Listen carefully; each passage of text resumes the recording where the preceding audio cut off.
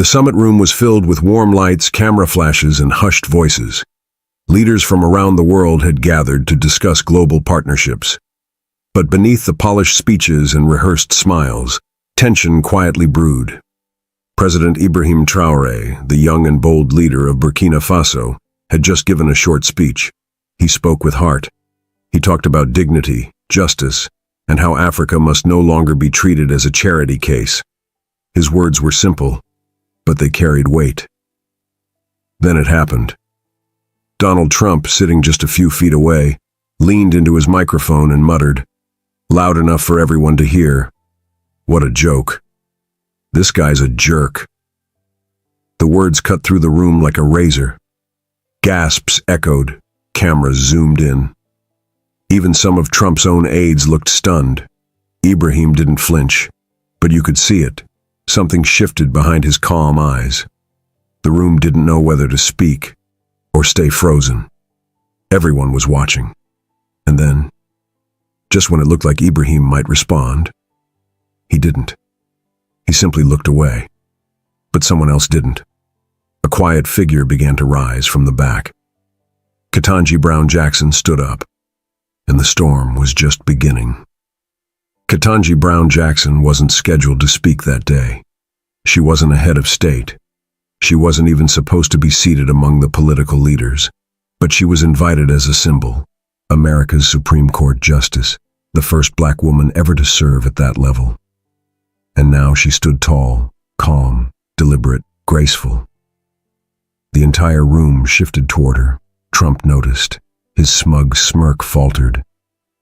"This should be good," he mumbled. Ketanji didn't even look at him. Instead, she looked straight at Ibrahim. Her voice wasn't loud, but it carried, clear as day.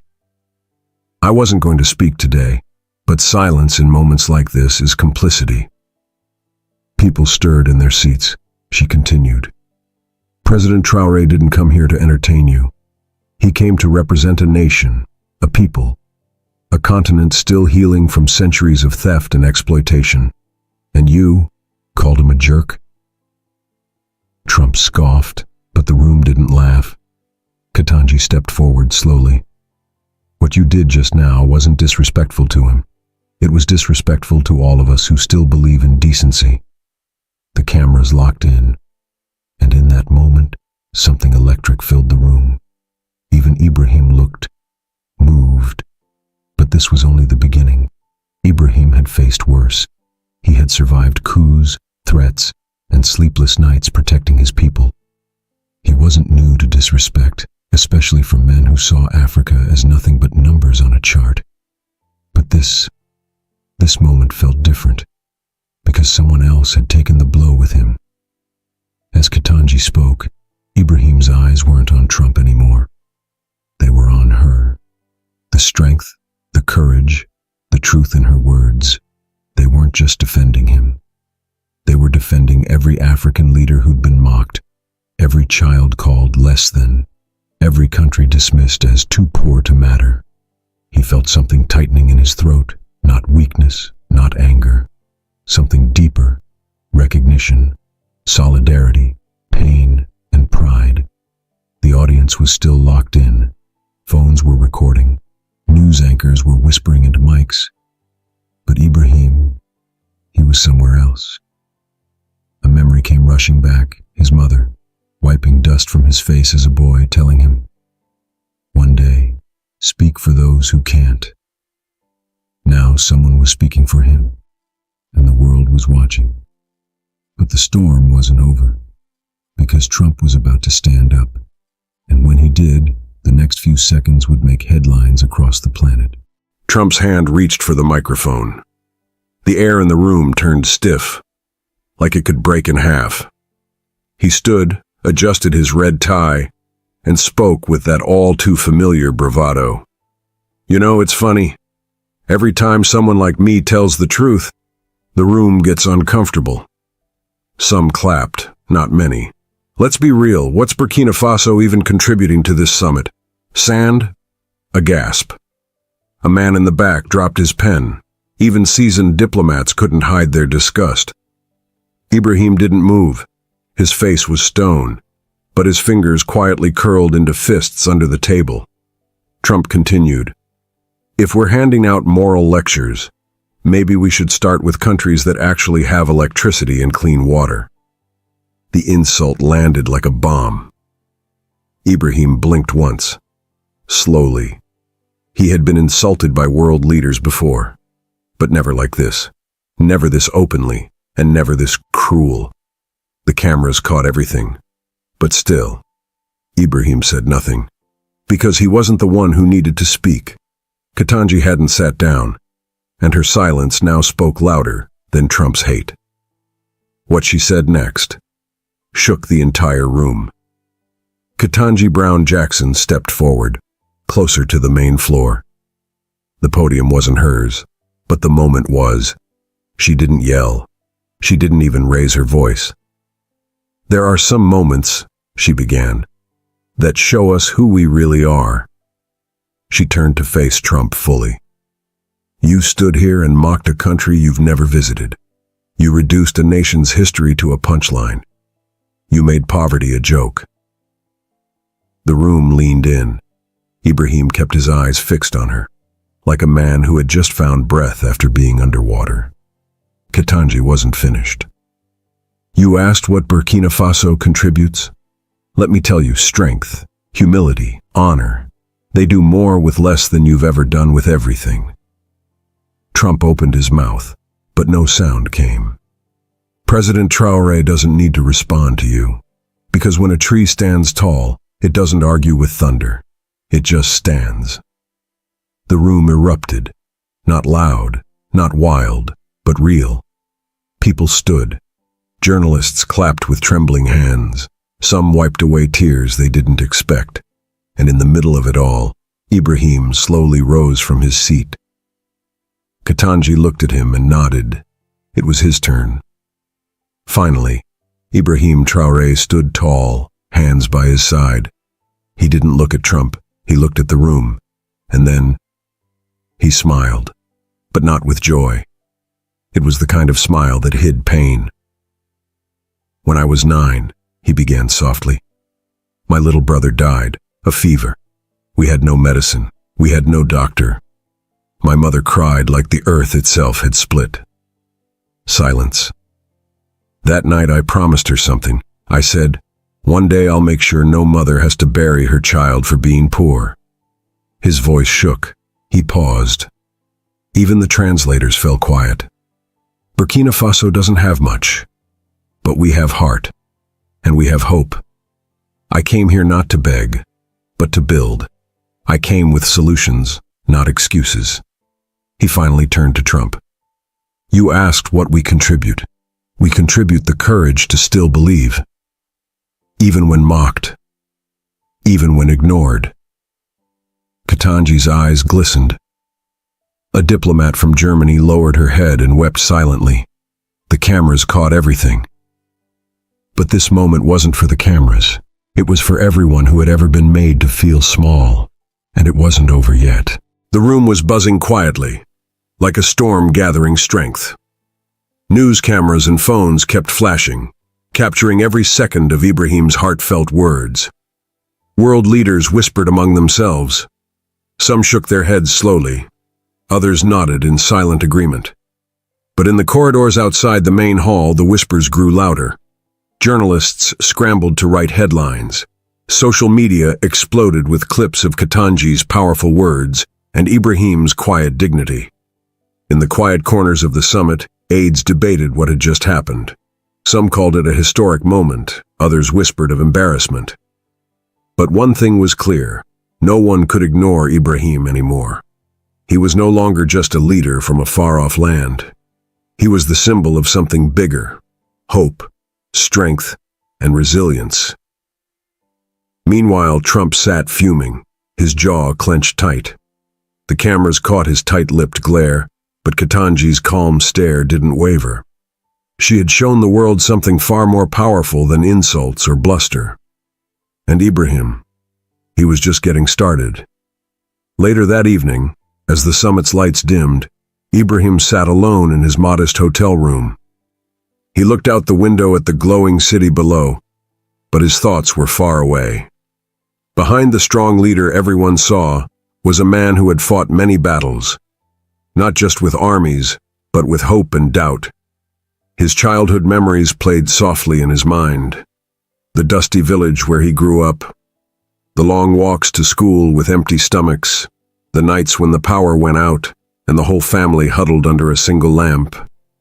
But also the faces of people he loved, his mother, his brothers, the villagers who believed in him. He whispered to himself, "This is for you, for every child who dreams of a better tomorrow." His phone buzzed with messages from supporters worldwide, texts from young people saying they saw themselves in him, women thanking him for speaking up, even some old rivals sending unexpected respect. Ibrahim wiped a tear from his cheek. He wasn't just fighting for politics. He was fighting for every soul who ever felt forgotten. The next morning, the world woke up to a storm. News outlets blasted the clips of the summit non-stop. "Trump humiliated on world stage," one headline screamed.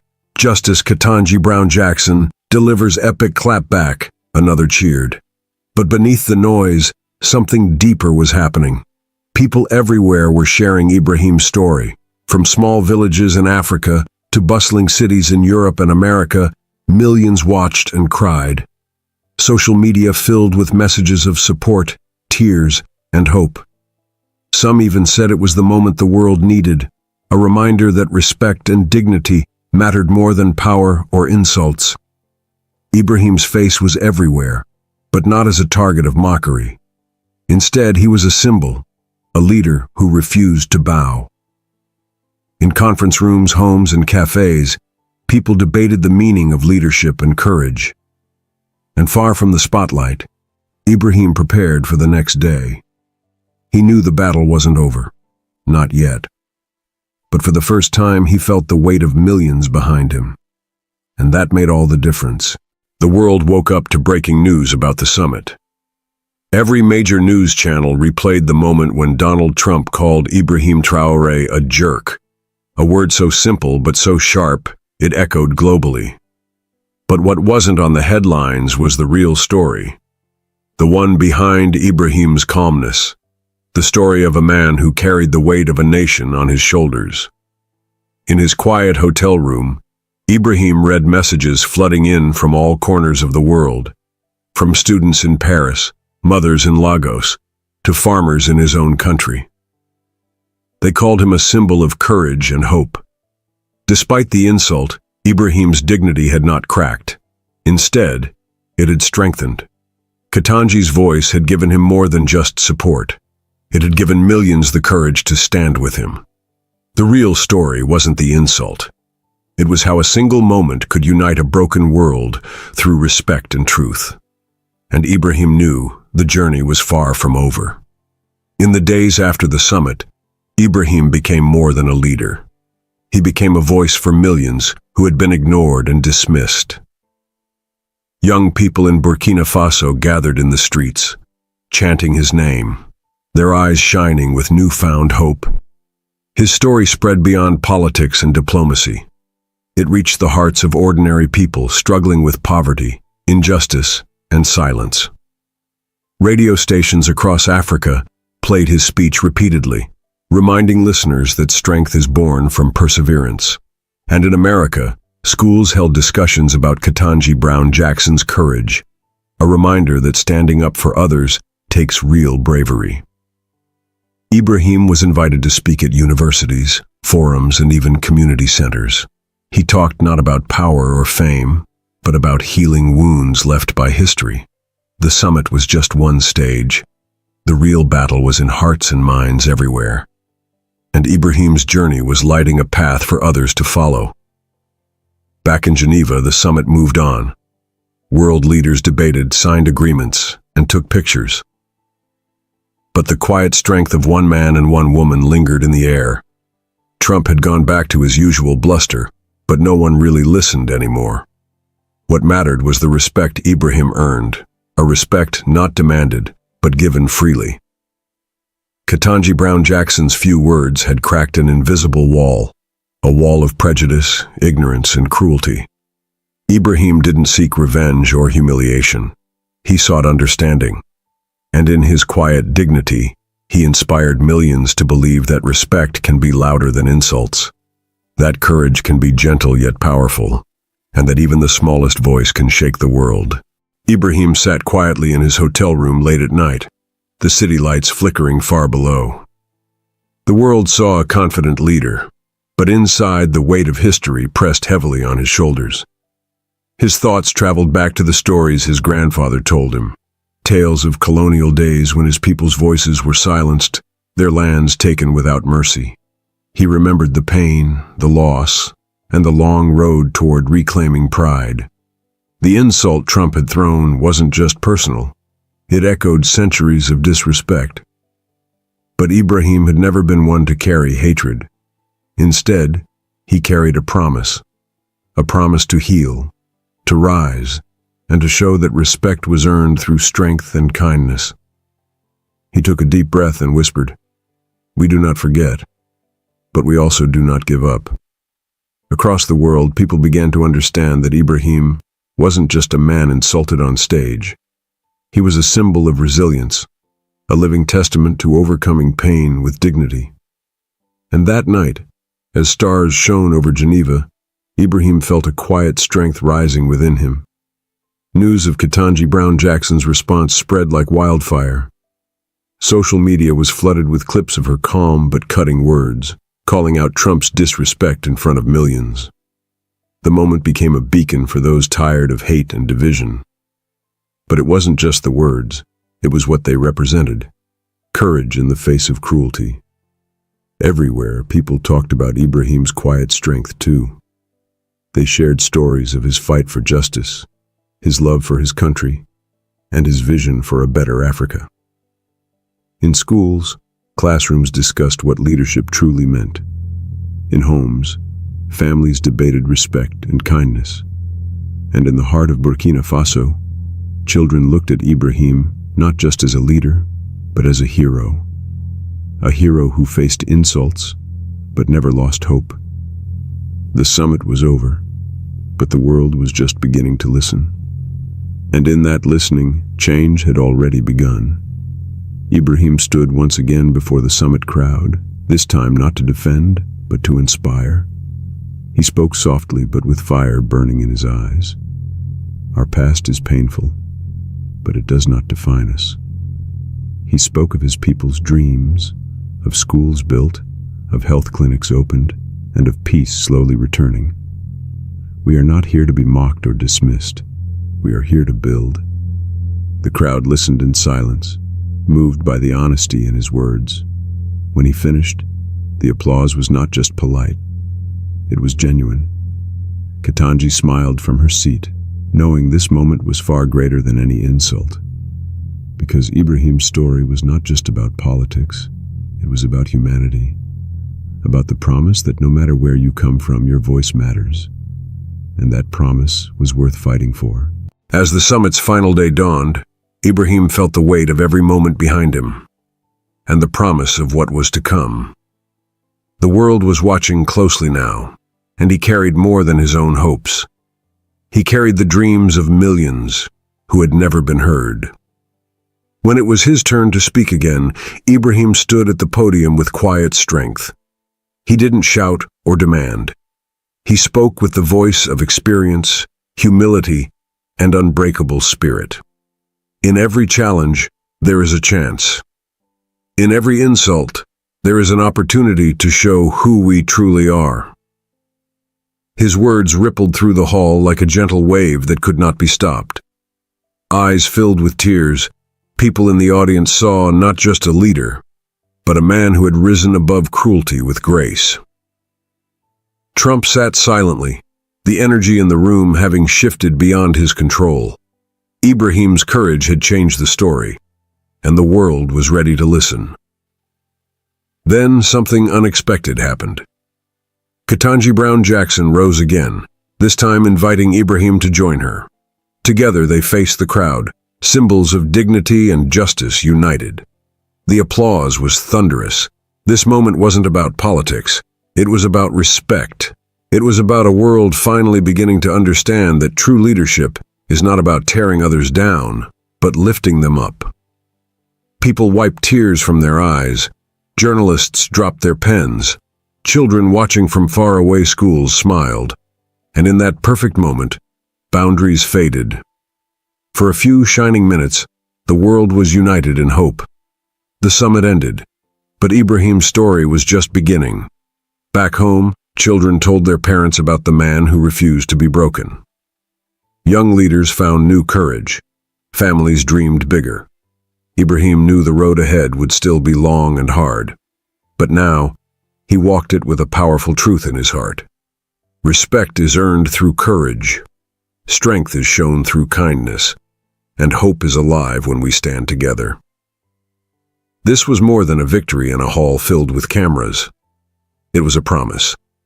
A promise to every person who had ever been silenced, mocked, or made to feel small. And that promise was worth everything. If this story touched your heart and made you believe in the power of courage and respect, please do the following. Like this video to show your support. Comment below with your thoughts. What part moved you the most?